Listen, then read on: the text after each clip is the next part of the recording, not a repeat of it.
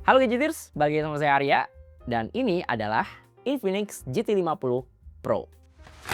HP gaming itu pasti kenceng, tapi nggak semua HP kenceng itu bisa otomatis disebut HP gaming. Ya modal chipset lembut zaman sekarang aja rasanya nggak cukup ya, karena yang namanya HP gaming itu biasanya punya beberapa standar tersendiri. Kayak dia bisa ngasih jaminan performanya tetap stabil buat makin jangka panjang, terus layarnya responsif, punya beberapa tombol ekstra buat kontrol tambahan, baterai yang badak, sampai sistem pendingin yang juga proper. Nah, dulu tuh standar kayak gini cuma ada di HP gaming belasan juta ya, kayak di ROG Phone, terus Nubia Red Magic, Black Shark, masih ada nggak sih itu brand? Sampai akhirnya pasar ini tuh mulai diobrak-abrik sama Infinix lewat GT seriesnya. Seri yang bisa dibilang cukup konsisten ya, keluar setiap tahun buat ngasih pengalaman gaming kelas menengah. Dan nggak cuma sekedar jualan lampu kelap-kelip di belakang doang. Nah, di seri barunya ini, Infinix ngebawa sistem pendingin yang menurut saya tuh benar-benar breakthrough ya di dunia HP. Mereka nggak cuma sekedar ngegedein ukuran vapor chambernya doang, tapi juga punya teknologi yang bisa mastiin si cairan pendingin itu bisa tetap aktif buat ngejaga suhu HP di performa yang paling ekstrim. Ya ini jadi semacam solusi buat masalah klasik HP-HP kenceng ya, yang mana sering panas dan juga throttling. Cuma ya gara-gara fitur Pro kayak gini, ada harga yang mesti dibayar sih. Dan pas ngeliat harga Infinix GT50 Pro, ini naiknya emang ugal-ugalan. Kalau kita lihat ya, sekarang GT50 Pro ini starting harganya bukan dari 4 jutaan kayak tahun lalu, tapi udah mulai dari angka 6 sampai 7 jutaan. Ya, RAM-nya sih emang di-upgrade jadi 12 GB dan masih dengan dua opsi storage antara 256 dan 512 GB yang selisihnya sekitar 1 jutaan. Oh ya, sebelumnya saya pengen ucapin terima kasih juga ya sama distributor ponsel yang udah minjemin Infinix GT50 Pro ini, dan nggak kaleng-kaleng, kami langsung dipinjemin unit yang storage-nya paling tinggi ya di 512 GB. Nah, kalau pengen hunting HP ini atau HP-HP lain, monggo, linknya udah saya taruh di bawah. Oke, balik lagi ke HP-nya. Nah, yang dijual di HP ini lagi-lagi vibes gaming-nya. Cuma sekarang aksen garis-garisnya udah semakin minimalis ya. Dan saya ngelihat kalau desain HP Infinix tuh makin kesini udah makin dewasa lah. Untuk lampu RGB jelas masih ada ya lewat 4 stripnya. Dan sekarang lampu-lampu ini cukup rame jadinya ya. Karena kita bisa custom polanya, pilihan warnanya, dan kita bisa set di beberapa menu tertentu. Ya meskipun saya yakin betul kita semua di sini udah khatam lah ya kalau lampu RGB itu nggak bakal naikin FPS. Tapi seenggaknya bikin mental kita jadi ngerasa lebih jago ya. Apalagi kalau kita push rank sambil nyalain lampu di belakang kayak gini. Tapi ada satu catatan kecil sih soal lampu RGB di HP ini. Jadi pas saya kulik-kulik menunya, saya nggak nemu party mode atau mode buat bikin lampunya ini nyala terus-terusan pas mode standby kayak di seri sebelumnya. Nah, di sini lampunya tuh baru bisa nyala, yang mana bisa nyalanya simultan gitu kalau kita lagi buka aplikasi tertentu atau pas main game aja. Ya, kalau ngomongin HP gaming rasanya belum afdol ya kalau kita nggak ngebahas mesin atau chipsetnya. Nah, Infinix GT50 Pro ini pakai chipset Dimensity 8400 Ultimate. Ini bukan chipset yang baru-baru banget ya, karena ya udah dipakai sama Poco dan Xiaomi tahun lalu, tepatnya di Poco S7 Pro dan juga Xiaomi 15T. Tapi ya untuk harga segini, performa dari mesin atau chipset ini masih bisa dibilang cukup kenceng lah. Kayak skor Antutunya tuh hampir 2 juta. Terus stabilisasi di 3D Mark juga bisa dibilang cukup bagus ya, karena bisa di-keep di atas 90% untuk performa yang paling pucuk. Untuk spek memorinya juga udah cukup kenceng, kayak RAM-nya itu pakai LPDDR5X, tapi untuk storage-nya sih masih belum sengebut Poco S8 Pro Max yang udah UFS 4.1. Di HP ini masih UFS 4.0. Tapi ya kalau untuk pemakaian sehari-hari ya, kayak misalnya kita buat buka tutup aplikasi, transfer file, ini sih bedanya tipis banget. Ya, kayak yang saya bilang di awal, kalau cuma soal kencang-kencangan doang sih, HP non-gaming kayak Poco S8 Pro Max juga bisa main PUBG Mobile di 120 fps. Tapi Infinix ini menang di pengalaman ya. GT triggernya sekarang udah ugal-ugalan banget, mirip kayak punya ROG Phone karena udah sensitif sama tekanan. Nah, buat kalian yang nggak biasa mabar PUBG Mobile pakai 4 jari, tombol ini asli ngebantu banget. Kita bisa ngatur satu tombol buat 2 atau 3 action ya, kayak tekan pelan buat buka scoop atau tekan penuh buat langsung spray peluru. Kita bisa dapat kelincahan manuver ala pakai claw grip ya, tapi dengan posisi jari yang jauh lebih rileks dan layar yang 100% bersih tanpa ketutupan jempol. Terus kalau dipakai buat push rank Mobile Legends, settingannya sih sebenarnya udah cukup gurih ya. Mentok kanan pol sampai 144 fps. Cuma pas saya monitor FPS-nya, ini ternyata masih ketahan di 120 fps. Padahal ini udah saya set refresh rate yang paling tinggi, bahkan sampai milih opsi 144 Hz di opsi game Mobile Legends-nya. Udah reinstall gamenya juga, sampai video ini dibuat masih belum ada tanda-tanda frame rate-nya jalan di 144 fps. Tapi yang jelas, sepanjang nyobain Mobile Legends di HP mid-range yang bisa 120 fps, baru kali ini saya bisa push rank stabil FPS-nya tuh di atas 1 jam. Karena pengalaman nyobain beberapa HP lain yang juga bisa kebuka 120 fps-nya, itu biasanya cuma tahan di menit-menit awal ya, atau di match-match awal. Kayak misalnya udah dipakai di atas setengah jam, biasanya tuh dia mulai turun di 90 sampai 100 fps. Nah, gimana nih kalau disiksa game berat macam Wuthering Waves? Ini agak lucu ya, settingan frame rate itu udah saya mentokin di 60 fps, tapi Infinix kayaknya cuma ngunci di 45 fps aja. Nggak mau naik lagi tuh, tapi ya nggak turun juga. Nah, di sini tuh saya ngelihatnya mereka kayaknya lebih fokus buat mastiin frame rate-nya stabil sepanjang game jalan ya, bukan ngegas di awal, tapi malah naik turun di tengah-tengah. Tapi kalau HP ini emang targetnya buat gamer hardcore, angka-angka FPS yang kadang nggak sesuai di sini sih perlu dijelasin ya. Apakah bakal di fix di next update, atau nunggu update dari gamenya, atau buat kalian yang udah pegang si Infinix ini dan bisa main Mobile Legends 144 fps atau Wuthering Waves stabil 60 fps, coba komen di bawah. Ya, kunci performa stabil gini tentu nggak lepas dari sistem pendingin HP ini yang bisa dibilang another level. Bahkan first time ya, saya ngelihat HP yang liquid coolingnya tuh kayak berasa sophisticated banget. Bahkan buat orang awam sekalipun, ngelihatnya ya tetap keren gitu. Kayak di sini kita bisa ngelihat air yang lagi jalan-jalan ya di pipa kecilnya yang juga show off di bodi belakang HP ini. Nah, kalau kata Infinix, ini namanya Hydroflow Liquid Cooling. Pertama, ukuran vapor chambernya tuh emang sekarang dibikin gede banget ya, 7.700 mm persegi. Dan katanya sih bisa nge-cover 100% area chipset, jadi tetap adem.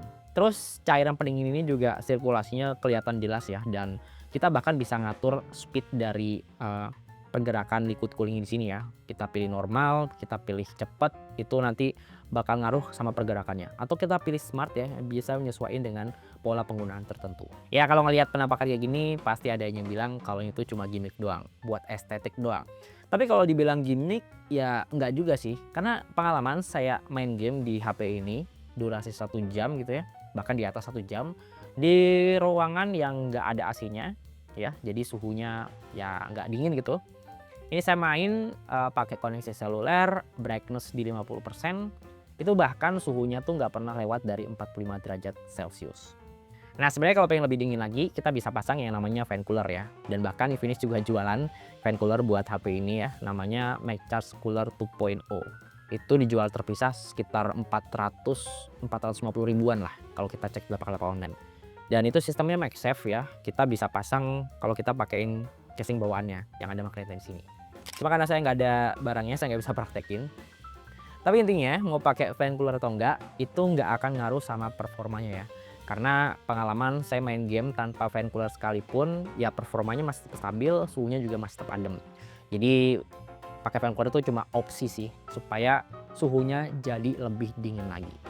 Ya ini cukup kepake sebenarnya, terutama buat kalian yang emang hobi main game dengan durasi yang cukup panjang ya, kayak sekitar 2 jam, 3 jam gitu ya. Itu fan cooler bagus kalau mau pakai ya. Karena yang pertama bisa ngejaga suhu tetap adem. Dan yang kedua, kalau suhu adem, baterainya juga ikutan adem. Dan kalau baterainya adem, benefitnya umur baterai juga relatif lebih panjang. Oh ya, ngomong soal baterai, baterainya juga sekarang di top up ya, jadi 6500 mAh. Dan naik sesignifikan ini ternyata nggak ngaruh banget sama bodinya yang tebal dan bobotnya sih ya masih mirip-mirip ya sama seri yang sebelumnya gitu. Tapi satu hal yang perlu di-highlight dari teknologi baterai di sini, ada fitur yang namanya self healing. Jadi konon ya katanya self healing ini tuh bakal memperbaikin ya sel-sel baterai yang rusak setelah 200 siklus pengisian. Ya sederhananya sih dengan adanya fitur atau teknologi gini, bikin umur baterai ini sekitar 1 tahun lebih lama daripada standar baterai HP biasa. Cuma ya ada konsekuensinya, chargernya cuma 45 watt.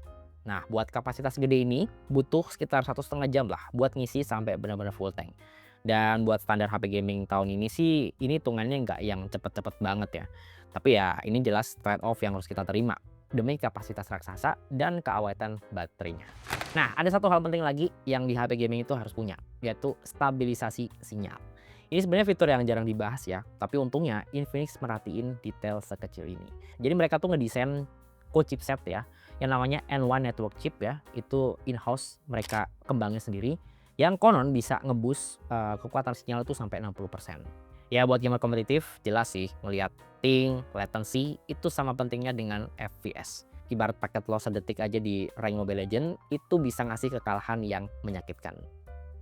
Nah, kalaupun nggak dipakai buat main game, HP ini juga masih enak banget buat dipakai sehari-hari ya. Kayak di sini kita dikasih layar yang cukup lega ya, 6,78 inch, resolusi 1,5K, jadi tajam itu dapet, dan ini dipakai buat maraton nonton film sih udah enak ya, warnanya juga nampol. Cuma mungkin saya agak kurang suka dengan speaker stereonya ya. Ini saya set di atas 80% aja, itu suaranya udah agak sember, udah agak pecah gitu ya. Dan udah mulai kehilangan detailnya. Bahkan bodi belakangnya juga kayak masih berasa geter-geter gitu kalau kita pakai volume yang paling maksimal. Tapi ngomongin soal geter-geter ya, ini haptic feedbacknya jujur enak banget ya. Udah berasa kayak HP-HP flagship killer ya. Kayak geternya tuh geter yang empuk, bukan yang keras kayak di HP murah. Dan ini jelas bikin enak kita pakai buat ngetik panjang atau ngetik cepet gitu ya. Terus kalau ngomongin software, HP ini udah pakai XOS Infinix yang versi paling baru ya, yang basisnya Android 16. Tampilannya sih sekarang udah jauh lebih cakep ya. Cuma ya untuk seri GT ini emang ada perbedaan dibandingin dengan HP-HP Infinix dengan SOS yang paling baru sekalipun. Di sini tuh jelas pakai tema yang ala-ala HP gaming ya. Kayak warnanya tuh lebih dark, terus banyak gambar atau icon-icon yang gaming banget. Dan nggak ketinggalan di sini ada juga namanya aplikasi X Arena. Ini kayak semacam Armory Crate-nya ROG Phone tapi versi Infinix ya. Jadi kalau kita pengen dapetin pengalaman main game yang paling maksimal, paling mentok kanan, udah langsung aja start gamenya tuh dari portal yang satu ini. Nanti semua settingan itu bakal dimentokin yang paling mentok sekalian. Anyway, SOS sekarang tuh udah jauh lebih bagus ya daripada SOS Infinix yang dulu-dulu. Bahkan kalau ngomongin soal jaminan update, sekarang juga udah cukup panjang pak. Ini HP bakal dapet janji upgrade Android itu sampai 3 kali ya. Dan full security patch sampai 5 tahun ke depan. Ya, tiap ngebahas HP gaming pasti ada 1-2 pertanyaan yang cukup sering ditanyain ya. HP gaming kameranya bagus nggak sih? Infinix kayaknya udah paham banget ya market mereka siapa buat GT50 Pro ini. Yang penting fokus buat bikin gamer ngiler. Mereka nggak bakal maksain ini HP perfect buat semua orang. Termasuk kameranya yang hitungannya sih B aja buat HP 6-7 jutaan. Kamera utamanya 50 megapiksel, udah OIS, ditanemin sama ultrawide 8 megapiksel dan kamera depan 13 megapiksel. Ya kalau kita ngeliat hasilnya nggak bisa dibilang jelek juga. Warnanya cukup oke, cuma emang bukan tipikal yang gonjreng kayak di HP-HP Poco. Ini saya cobain sandingin ya dengan Poco S8 Pro Max. Emang ada sedikit perbedaan di bagian warna dan juga detail. Untuk dynamic range juga cukup luas, sharpening tipis-tipis lumayan berasa. Dan beberapa foto di sini tuh emang kelihatannya lebih flat ya. Cuma buat yang doyan ngedit lagi di Lightroom atau Snapseed atau pakai AI editor bawaan HP Infinix ini sebenarnya masih bisa di-up lagi hasil akhirnya. Untuk foto-foto malam di sini juga udah lumayan berasa struggling ya. Kayak lebih ngejar terang tapi lupa nge-keep detail dan warna aslinya. Ya, lagi-lagi kamera di HP gaming itu kayaknya bakal jadi prioritas kesekian ya. Apalagi HP gaming yang kelasnya tengah kayak Infinix ini. Tentu bakal ada yang harus dikompromiin.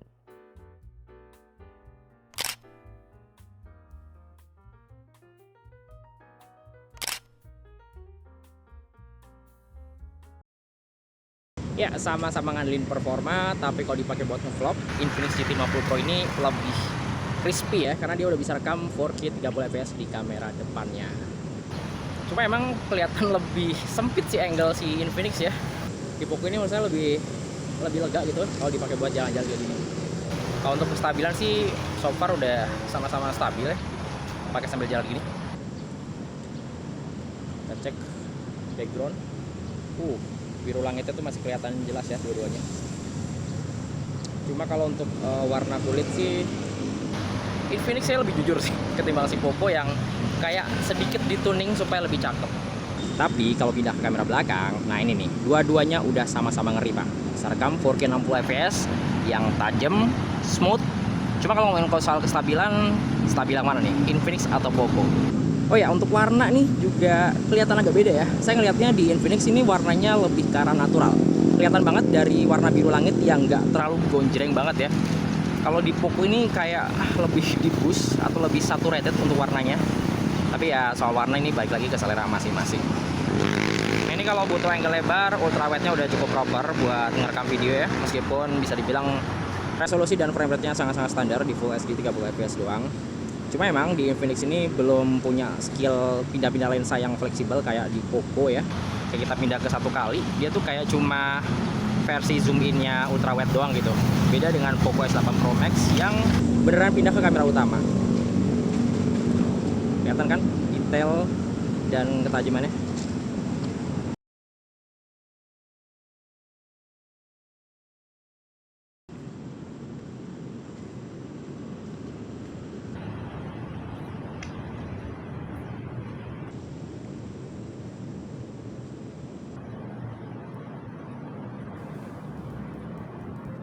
Oke, jadi kesimpulannya, Infinix GT50 Pro ini emang dibikin buat para gamer yang pengen fitur HP gaming belasan juta, cuma dengan budget di angka 6-7 jutaan. Tapi dengan budget segitu pun, kita masih dapat HP gaming dengan standar yang bisa dibilang masih sangat-sangat proper ya. Kayak kita masih dapat performa kencang, suhu adem dengan liquid cooling yang bagus banget, terus baterai badak, kontrol trigger yang juara, bahkan sampai perintilan sinyal itu juga diperhatiin di sini. Cuma ya ada beberapa catatan yang perlu diingat ya sebelum kalian memutusin beli HP ini. Pertama soal storage-nya. Ini cuma ada 2 pilihan ya, 256 dan 512 GB. Dan tahu sendiri kan, game itu butuh ruang yang cukup lega ya buat nyimpen. Belum lagi kalau update-update itu biasanya udah puluhan giga ya. Jadi ya izin ya, kalau saran saya sih kalau budgetnya mepet, mending nabung lagi buat beli yang varian 512 GB sekalian. Dan satu lagi, IP rating HP ini tuh cuma IP64 ya. Yang level ketahanan airnya tuh cuma kena cipratan doang. Jadi ya nggak sefleksibel HP lain sekelasnya yang udah IP68 dan bisa diajak nyebur ke dalam kolam. Oke, terima kasih udah nonton video ini sampai selesai. Dan semoga video ini bisa ngasih referensi ya. Terutama buat yang masih penasaran sama Infinix GT50 Pro. Nah, untuk cek spek lengkap dan link belian HP ini, seperti biasa, linknya udah saya taruh di bawah. Ya, di sini saya Arya, dan di belakang kamera utama. Sampai ketemu di video berikutnya.